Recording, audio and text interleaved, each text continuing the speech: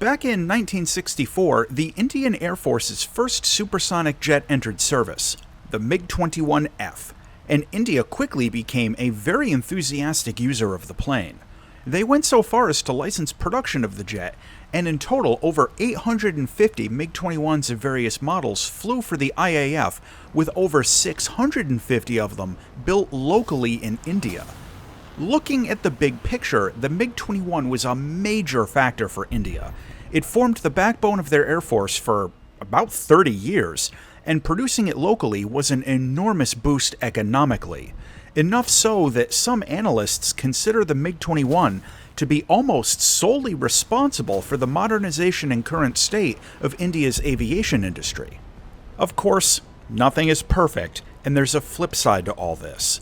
In Indian service, over 460 MiG-21s have been lost to crashes at the cost of almost 200 pilots, which gave the plane a pretty sour reputation regardless of other factors. Still, during the IAF's modernization in the 1990s, they made a calculation that they could upgrade a MiG-21 Bison for less than half the cost of buying a new plane, so they opened up a partnership with Russia to produce the Mig-21 Bison, based on the earlier 2193 program. The Bison ended up being one of the most dramatic upgrade programs in military aviation history, giving the MiG-21 a modern radar set, a completely new cockpit that was redesigned from scratch, totally new avionics and navigation systems, compatibility with more modern weapons, more fuel, and a helmet-mounted targeting system. This jet took American pilots by surprise during the COPE India wargame exercises in 2004 when it was dramatically underestimated by the US Air Force, and sources differ slightly about the exact details and minutiae, but all agree it managed to score a kill ratio of at least 7-1 against American F-15s, with the caveats that the Indians had a numerical advantage and there were no simulated BVR shots by either side. The plane's success was credited mostly to its low radar signature, good dogfighting performance, and very innovative tactics from the Indian pilots. Later, out in actual combat, the Bison became the first MiG-21 to get a confirmed kill against an F-16 when a pilot shot down a Pakistani jet in 2019.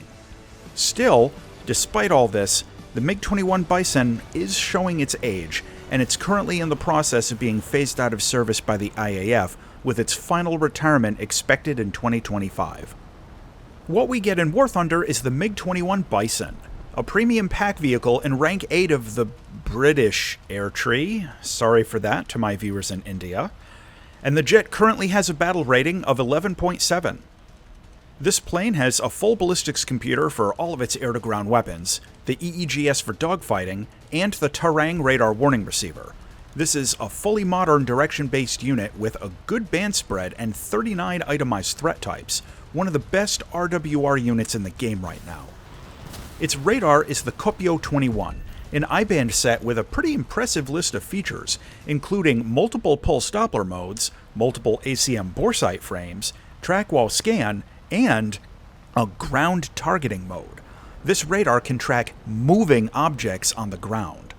The only real shortcoming is that it's got a somewhat low detection and tracking range, but it's still fine for most War Thunder matches. For loadouts, the Bison has 4 hardpoints that can carry missiles, dumb bombs, drop tanks, rocket pods, and TV-guided bombs. Plus, it can take a centerline drop tank regardless of other ordnance. Your close-in dogfighting missile is the R-73E.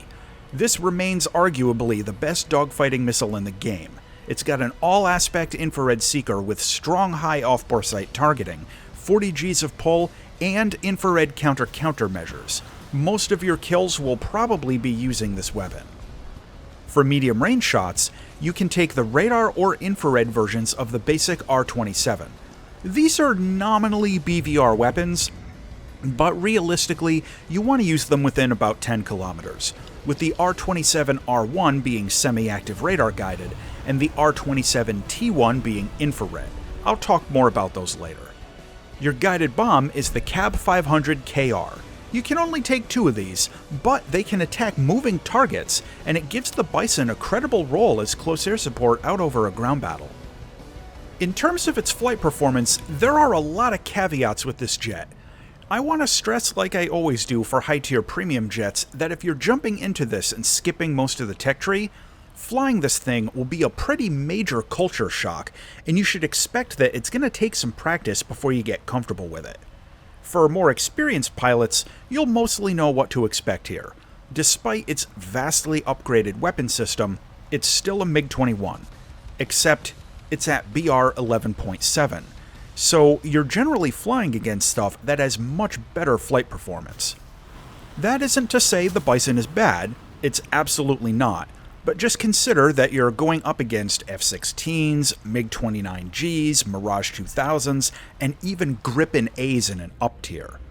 Now, it's not all bad news here, and I don't want you to get that impression. The jet still has really good turn performance at high subsonic speeds, its rate of climb is excellent, its fuel load is generally fine if you take the centerline drop tank, and it's got reasonably good acceleration. However, the usual MiG-21 caveat applies about having really bad energy retention, so while you can pull some really tight turns, you can't maintain them for very long, and it costs you a lot of speed. So if you don't get the kill, you might find yourself in a really low energy state against someone who has an airspeed advantage.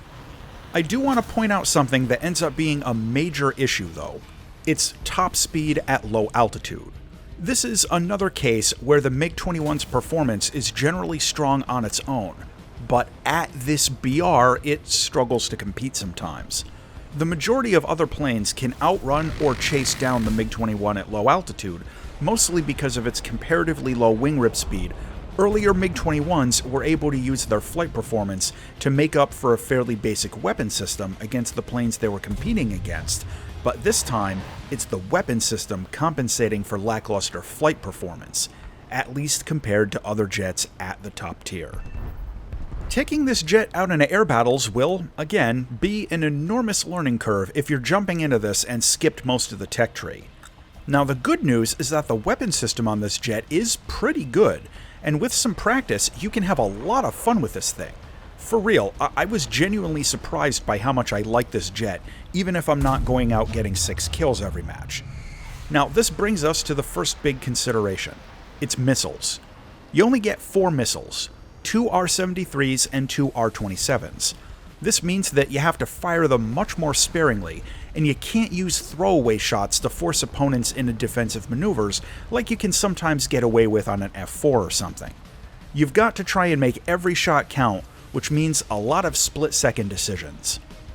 My suggestion is to try and use the R-27R for mostly head-on shots when possible, but it's still a good choice if someone up close turns and runs away, giving you a tail chase.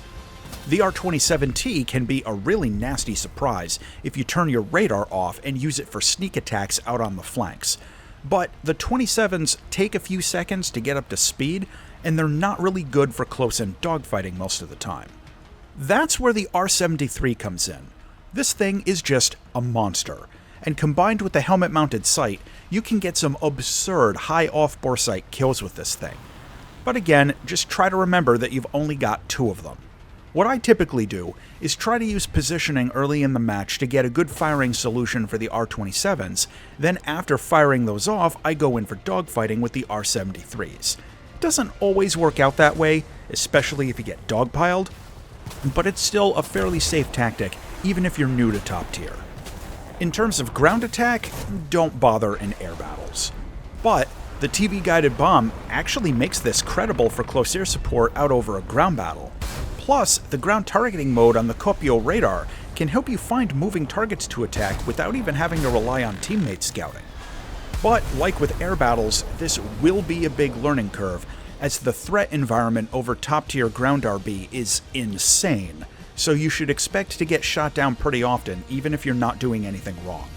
Still, if you've mostly ignored the air tree and you need a top-tier CAS jet to go out with your top-tier British tank lineup, this is certainly an option. Visually, I really like this jet. The cool prototype paint job just looks amazing, and the little extra additions to the MiG-21 airframe, along with its new missiles, give it a pretty badass look. This is a really decent jet to look at on the screen, and the in-game model is very well done. Landing is still basically the same as other MiG-21s. They come in a little hot, and they don't handle very well at landing speeds, but the drag chute helps reduce the landing run a bit, and the landing gear is famously tough, making this a pretty beginner-friendly plane to touch down even if the landing speeds are a little high. You can safely drop gear at almost 700 kilometers an hour, and landing flaps a bit over 400. The cockpit on this plane is unlike any other MiG-21. The visibility is actually good. The radar warning receiver is down in my favorite spot, and the instrument layout is pretty intuitive. One thing that might be an adjustment though is that it's got the Soviet-style HUD with the radar scope displayed on the heads-up display. I personally like this, but if you're not used to it, it might be a little weird at first. Overall, A+ cockpit for VR. To close out on the Mig-21 Bison. This jet has a good set of air-to-air missiles. It has a great radar. It can take TV-guided bombs, and it gets premium bonuses. However, its overall weapon load is kind of low. Its supply of countermeasures is very small for top tier. Its flight performance is half a generation behind a lot of competitors at its BR, and it's insanely expensive. The final verdict on the Mig-21 Bison is that this jet ended up being a lot better than I expected, and even though it feels very slightly over-tiered, I rarely felt like the plane was unfairly held back. The multi-role potential might make this a good premium pick, but the high cost makes it a difficult value proposition, and that's something for you to decide. As always, thanks for watching, and if you enjoyed this video, check out this other one.